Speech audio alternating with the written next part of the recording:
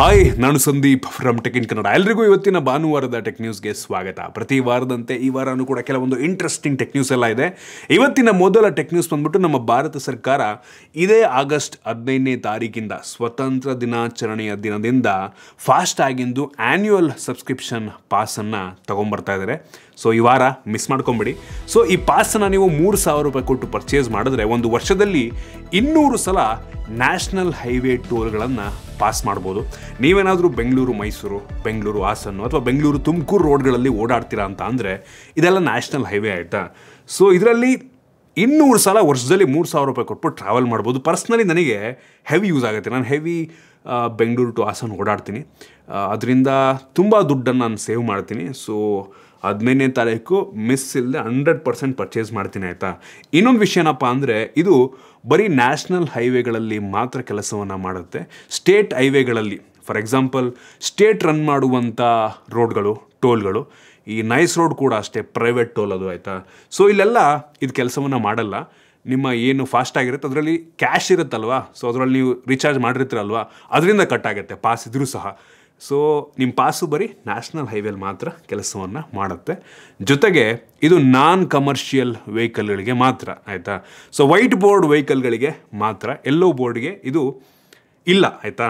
ಮಿಸ್ಸಾಗಿ ಹಾಕೊಳಕ್ಕೆ ಹೋಗ್ಬೇಡಿ, ಬೇರೆ ಗಾಡಿದನ್ನು ನಿಮ್ಮ ಗಾಡಿಗೆ ಹಾಕ್ಕೊಂಡು ಟ್ರೈ ಮಾಡೋಕ್ಕೆ ಹೋಗ್ಬೇಡಿ. ಸೊ ಹೆವಿ ಪೆನಾಲ್ಟಿಯನ್ನು ಹಾಕ್ತಾರಂತೆ ಸಿಗಾಕೊಂಡ್ರೆ. ಸೊ ಒಟ್ಟಿನಲ್ಲಿ ತುಂಬ ಜನರಿಗೆ ಹೆವಿ ದುಡ್ಡು ಸೇವ್ ಆಗುತ್ತೆ. ಇನ್ನು ಮುಂದಿನ ಟೆಕ್ ನ್ಯೂಸ್ ಬಂದ್ಬಿಟ್ಟು ಶಾಮಿ MI ಕಂಪನಿಯವರು ಅವರ ರೆಡ್ಮಿ ಬ್ರ್ಯಾಂಡಿನ ಲೋಗೋನ ಸುಮಾರು 11 ವರ್ಷಗಳ ನಂತರ ಚೇಂಜ್ ಮಾಡ್ತಾ ಇದ್ದಾರೆ. ಮುಂಚೆ ರೆಡ್ಮಿ ಬ್ರ್ಯಾಂಡ್ ಲೋಗೋ ಈ ರೀತಿ ಇರ್ತಿತ್ತು, R ಮಾತ್ರ ಕ್ಯಾಪಿಟಲ್ಲು. ಈಗ ಕಂಪ್ಲೀಟ್ REDMI ಎಲ್ಲದೂ ಕೂಡ ಕ್ಯಾಪಿಟಲ್ಲು, ಕೆಂಪು ಬಣ್ಣದ್ದು ಲೋಗೋ ಹಾಕಿದ್ದಾರೆ.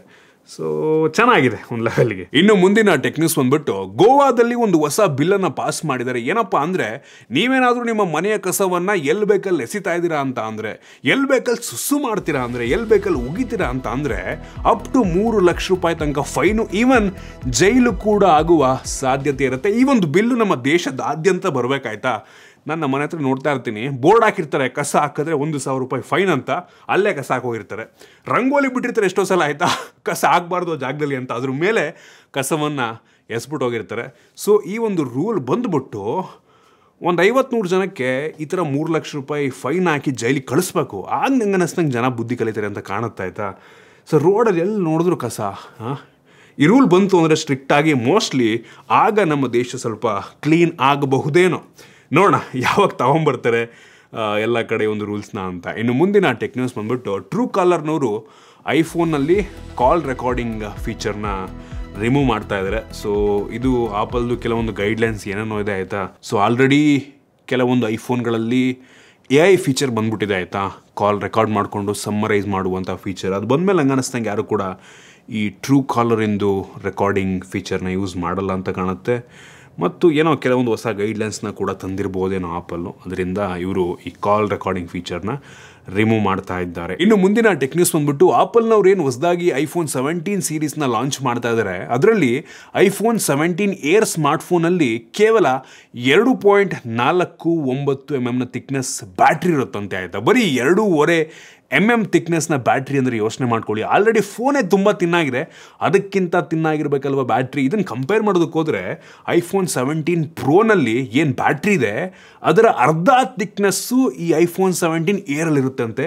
ಅದರ ಫೋಟೋ ಲೀಕ್ ಆಗಿದೆ ನೋಡಿ, ತೋರಿಸ್ತಾ ಇದ್ದೀನಿ. ಎಷ್ಟು ತಿನ್ನಾಗಿರುವಂಥ ಬ್ಯಾಟ್ರಿ, ಕ್ರೇಜಿ ಗುರಿಯಪ್ಪ. ಫ್ಯೂಚರ್ ಯೋಚನೆ ಮಾಡಿಕೊಂಡ್ರೆ ಇನ್ನು ಏನೇನು ಬರುತ್ತೋ ಈ ಜಗತ್ತಿಗೆ ಅನ್ನೋ ರೀತಿ ಅನಿಸುತ್ತೆ. ನಾನು ತೆಗೆ ಎಕ್ಸೈಟ್ ಆಗಿದ್ದೀನಪ್ಪ. ಇನ್ನು ಮುಂದಿನ ಟೆಕ್ ನ್ಯೂಸ್ ಬಂದ್ಬಿಟ್ಟು ಡೆಲ್ಲಿಯ ಎಲ್ಲ 70 MLAಗಳಿಗೆ ಅಫಿಷಿಯಲ್ ವರ್ಕಿಗೆ ಅಂದ್ಬಿಟ್ಟು ಐಫೋನು ಐಪ್ಯಾಡ್ಗಳನ್ನು ಕೊಟ್ಟಿದ್ದಾರಂತಪ್ಪ. ಲಕ್ಷಾಂತರ ರೂಪಾಯಿ ಐಫೋನು ಐಪ್ಯಾಡ್ಗಳು ಈ MLAಗಳಿಗೆ. 15,000 ರೂಪಾಯಿಗೆ ಯಾವುದೋ ಒಂದು ರೆಡ್ಮಿ ಫೋನ್ ಕೊಟ್ಟಿದ್ರೆ ಏನಾಗ್ತಾ ಇತ್ತು ಗೊತ್ತಿಲ್ಲ ಆಯಿತಾ. 15-16 ಸಾವಿರ ರೂಪಾಯಿಗೆ ಟ್ಯಾಬ್ಲೆಟ್ಗಳು ಸಿಗ್ತವೆ, ಅದನ್ನು ಕೊಟ್ಟಿದ್ರೆ ಏನಾಗ್ತಿತ್ತು ಅಂತ ಗೊತ್ತಿಲ್ಲ. ಯಾರ್ದೋ ದುಡ್ಡು ಎಲ್ಲ ಮುಂಜಾತ್ರೆ. ಜನರ ಟ್ಯಾಕ್ಸ್ ದುಡ್ಡನ್ನು ಈ ರೀತಿ ಆಲ್ರೆಡಿ ದುಡ್ಡಿರುವಂಥ MLAಗಳಿಗೆ ಬೇಜಾನ್ ದುಡ್ಡು ಮಾಡಿರ್ತಾರೆ ಅವರು ಆಯಿತಾ. ಅವರಿಗೆ ಐಫೋನ್ ಐಪ್ಯಾಡನ್ನು ಕೊಡೋ ಅವಶ್ಯಕತೆ ಇತ್ತಾ ಅನ್ನುವಂಥದ್ದು ಒಂದು ಪ್ರಶ್ನೆ. ದೇವರೇ ಕಾಪಾಡಬೇಕು ನಮ್ಮ ದೇಶನ. ಇನ್ನು ಮುಂದಿನ ಟೆಕ್ ನ್ಯೂಸ್ ಬಂದ್ಬಿಟ್ಟು ಸ್ಪಾಟಿಫೈದು ಪ್ರೀಮಿಯಂ ಪ್ಲ್ಯಾನ್ ಏನಿದೆ ಅದ್ರದ್ದು ಪ್ರೈಸನ್ನು ನಮ್ಮ ದೇಶದಲ್ಲಿ 28% ಜಾಸ್ತಿ ಮಾಡ್ತಾ ಇದ್ದಾರೆ. ನಂಗೆ ಗೊತ್ತಿಲ್ಲ ಯಾರು ಈ ಸ್ಪಾಟಿಫೈ ಯೂಸ್ ಮಾಡ್ತಾರೆ ಅಂತ. ಸ್ಪಾಟಿಫೈಲಿ ಏನೆಲ್ಲ ಸಾಂಗ್ ಇದೆ ಅದು ಯೂಟ್ಯೂಬ್ ಮ್ಯೂಸಿಕಲ್ಲೂ ಕೂಡ ಸಿಗುತ್ತೆ, ಫ್ರೀಯಾಗೇ ಸಿಗುತ್ತೆ. ಏನಕ್ಕೆ ಈ ಸ್ಪಾಟಿಫೈ ಯೂಸ್ ಮಾಡ್ತಾರೆ ಅಂತ ದೇವರೇ ಗೊತ್ತಿಲ್ಲ. ಆ ಪ್ಲ್ಯಾನ್ಸ್ಗಳು ನೋಡಿದ್ರೆ ನೋಡಿ, ತಿಂಗಳಿಗೆ $130 ಅಂತೆ, ಸ್ಟೂಡೆಂಟ್ ಪ್ಲ್ಯಾನ್ $69 ಅಂತೆ. ನಿಜ ಗೊತ್ತಿಲ್ಲ, ಏನೋ ಒಂದು ಶೋಕಿನ ಈ ಸ್ಪಾಟಿಫೈ ಅನ್ನೋ ಏನೋ ಕ್ವಾಲಿಟಿ ಡಿಫ್ರೆಂಟಾಗಿ ಬರುತ್ತಾ? ಇಲ್ಲ, ನನಗೇನೋ ಯೂಟ್ಯೂಬಲ್ಲೂ ಕೂಡ ಕ್ವಾಲಿಟಿ ಚೆನ್ನಾಗಿದೆ ಅಂತ ಅನಿಸುತ್ತೆ. ಬಟ್ ಸ್ಟಿಲ್ ನೋಡ್ರಪ್ಪ, ದುಡ್ಡಿದ್ರೆ ತೊಗೊಳ್ಳಿ. ಇನ್ನು ಮುಂದಿನ ಟೆಕ್ನಿಕ್ಸ್ ಬಂದುಬಿಟ್ಟು ಒನ್ಪ್ಲಸ್ನವರು ಇಷ್ಟು ದಿನ ಅವರ ಫ್ಲ್ಯಾಗ್ಶಿಪ್ ಫೋನ್ಗಳಲ್ಲಿ ಸರ್ಕ್ಯುಲರ್ ಕ್ಯಾಮ್ರಾ ಡಿಸೈನ್ನ ಯೂಸ್ ಮಾಡ್ತಾಯಿದ್ರು. ಸೊ ಈ ವರ್ಷದಿಂದ OnePlus 15 ಏನು ನೆಕ್ಸ್ಟ್ ಲಾಂಚ್ ಆಗುತ್ತೆ, ಅದರಲ್ಲಿ ಒಂದು ರೀತಿ ಸ್ಕ್ವೇರ್ ಟೈಪು ನಿಮಗೆ ಕ್ಯಾಮ್ರಾ ಡಿಸೈನ್ ಸಿಗುತ್ತೆ. ಕೆಲವೊಂದು ಇಮೇಜ್ಗಳು, ಕೆಲವೊಂದು ರೆಂಡರ್ಗಳು ಲೀಕ್ ಆಗಿದೆ. ಸೊ ಒಂದು ರೀತಿ ಐಫೋನ್ ರೀತಿ ಕಾಣುತ್ತಾ ಆಯ್ತಾ ನೋಡೋದಕ್ಕೆ. ಸೊ ಇಂಟ್ರೆಸ್ಟಿಂಗ್ ಆಗಿದೆ, ನೋಡೋಣ ಲಾಂಚ್ ಆದಾಗ ಯಾವ ರೀತಿ ಇರುತ್ತೆ ಅಂತ. ಇನ್ನು ಮುಂದಿನ ಟೆಕ್ನಿಕ್ಸ್ ಬಂದುಬಿಟ್ಟು ಸ್ಯಾಮ್ಸಂಗ್ ಅವರು One UI 8 ಬೀಟಾ ವರ್ಷನ್ನ ಸ್ಯಾಮ್ಸಂಗ್ ಗ್ಯಾಲಕ್ಸಿ S24 ಸೀರೀಸು ಮತ್ತು S23 ಸೀರೀಸು ಮತ್ತು ಕೆಲವೊಂದು ಫೋಲ್ಡು ಫ್ಲಿಪ್ಗಳಿಗೆ ತೊಗೊಂಬರ್ತಾ ಇದ್ದಾರೆ. ಇದೇ ಆಗಸ್ಟ್ ಮೋಸ್ಟ್ಲಿ 13ನೇ ತಾರೀಕು ಅನ್ಕೋತೀನಿ. ಸೊ ಬೀಟಾ ರೋಲ್ಔಟ್ ಆಗುತ್ತೆ. ಯಾರು ಟೆಸ್ಟ್ ಮಾಡಬೇಕು ಅಂದ್ಕೊಂಡಿರೋರು ನಿಮ್ಮ ಫೋನಿಗೆ ಇನ್ಸ್ಟಾಲ್ ಮಾಡಿಕೊಂಡು ಟ್ರೈ ಮಾಡಿ ನೋಡಿ. S24ಗೆ ಆಗಸ್ಟ್ 13 ಅಂತೆ, S23ಗೆ ಸೆಪ್ಟೆಂಬರ್ ಮುಂದಿನ ತಿಂಗಳು 8ನೇ ತಾರೀಕು ಬರುತ್ತೆ. ಆಲ್ರೆಡಿ ಲಾಂಚ್ ಆಗಿರುವಂಥ ಈ ಫ್ಲಿಪ್ 7 ಮತ್ತು ಫೋಲ್ಡ್ 7 ಆಲ್ರೆಡಿ ಈ One UI 8 ಇದೆ. ಏನಂತ ಡಿಫ್ರೆನ್ಸ್ ಇದೆ ಅಂತ ಅನಿಸಿಲ್ಲ ಆಯಿತಾ. ಟ್ರೈ ಮಾಡಿ ನೋಡಿ ಒಂದ್ಸಲ. ಇನ್ನು ಮುಂದಿನ ಟೆಕ್ನಿಕ್ಸ್ ಬಂದುಬಿಟ್ಟು ಐಕೂನ್ ಅವರು ಅವ್ರದ್ದು Z10 ಟರ್ಬೋ ಪ್ಲಸ್ ಅಂತ ಒಂದು ಹೊಸ ಫೋನ್ ಲಾಂಚ್ ಮಾಡ್ತಾ ಇದ್ದಾರೆ. ಹೆವಿ ಫ್ಲ್ಯಾಗ್ಶಿಪ್ ಫೀಚರ್ ಇರುವಂಥ ಸ್ಮಾರ್ಟ್ಫೋನು. ಡೈಮೆನ್ಸಿಟಿ 9400+ ಪ್ರೋಸೆಸರ್ ಇರುತ್ತಂತೆ. ಚೈನಾದಲ್ಲಿ ಆಲ್ರೆಡಿ ಇದು ಲಾಂಚ್ ಆಗಿದೆ ಆಯಿತಾ. ಈ ಫೋನಲ್ಲಿ 8000 mAh ಕೆಪಾಸಿಟಿ ಬ್ಯಾಟ್ರಿ. ನಂಗೆ ಗೊತ್ತಿಲ್ಲ ನಮ್ಮ ದೇಶದಲ್ಲೂ ಕೂಡ ಅಷ್ಟೇ ದೊಡ್ಡ ಬ್ಯಾಟ್ರಿಯನ್ನು ಕೊಡ್ತಾರೆ ಹೆಂಗೆ ಅಂತ. 8000 mAh ಕೆಪಾಸಿಟಿ, ಕ್ರೇಜಿ ವಿಷಯ. ನೋಡೋಣ ಯಾವಾಗ ಲಾಂಚ್ ಆಗುತ್ತೆ ಅಂತ. Z10 ಟರ್ಬೋ ಪ್ಲಸ್ ನಂಗೆ ಅನಿಸ್ತಂಗೆ ಒಂದು 30,000 ರೇಂಜಲ್ಲಿ ಲಾಂಚ್ ಆಗ್ಬೋದೇನೋ, ಅಥವಾ ಬೇರೆ ಏನಾದರೂ ಬೇರೆ ಹೆಸ್ರಲ್ಲಿ ಲಾಂಚ್ ಮಾಡ್ತಾರೆ ನಮ್ಮ ದೇಶದಲ್ಲಿ, ಗೊತ್ತಿಲ್ಲ. ಒಟ್ಟಿನಲ್ಲಿ ಫೋನ್ ಅಂತೂ ಹೆವಿ ಇಂಟ್ರೆಸ್ಟಿಂಗ್ ಆಗಿದೆ. ಇನ್ನು ಇವತ್ತಿನ ಕೊನೆ ಟೆಕ್ ನ್ಯೂಸು, ಲಾವಾದವರು ಇತ್ತೀಚೆಗೆ ಹೆವಿ ಕಾಂಪಿಟೇಟಿವ್ ಆಗಿ ಫೋನ್ಗಳನ್ನ ಲಾಂಚ್ ಮಾಡ್ತಾ ಇದ್ದಾರೆ.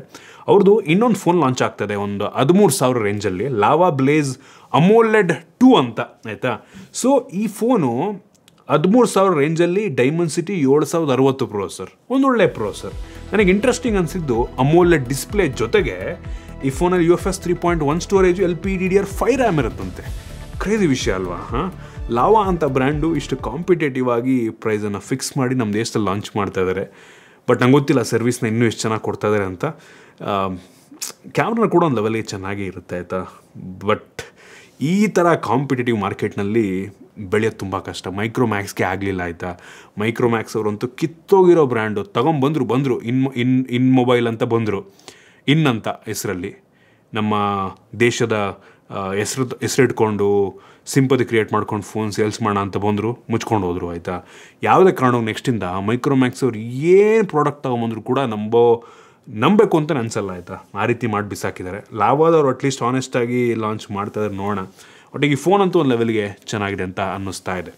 ಸೊ ಇಷ್ಟು ಇವತ್ತಿನ ಟೆಕ್ ನ್ಯೂಸ್. ಐ ಹೋಪ್ ನಿಮಗೆ ಇವತ್ತಿನ ಟೆಕ್ ನ್ಯೂಸಲ್ಲಿ ಕೆಲವೊಂದು ಹೊಸ ವಿಷಯ ತಿಳೋಕ್ಕೆ ಸಿಕ್ಕಿದೆ ಅಂತ ಅನ್ಕೋತೀನಿ. ಇಷ್ಟ ಆಗಿದ್ರೆ ಲೈಕ್ ಮಾಡಿ, ಶೇರ್ ಮಾಡಿ. ಇದೇ ರೀತಿ ನಮ್ಮ ಬೇರೆ ಬೇರೆ ವಿಡಿಯೋಗಳಿಗೆ ನಮ್ಮ tech in Kannada YouTube channel subscribe ಮಾಡ್ಕೊಂಡಿಲ್ಲ ಅಂದರೆ ಈಗಲೇ ಸಬ್ಸ್ಕ್ರೈಬ್ ಮಾಡ್ಕೊಳ್ಳಿ ಮತ್ತು ಬೆಲ್ ಐಕಾನ್ ಕೂಡ ಕ್ಲಿಕ್ ಮಾಡ್ಬೋದು. ಸಿಗೋಣ ಮತ್ತೆ ಮುಂದಿನ ವಿಡಿಯೋದಲ್ಲಿ.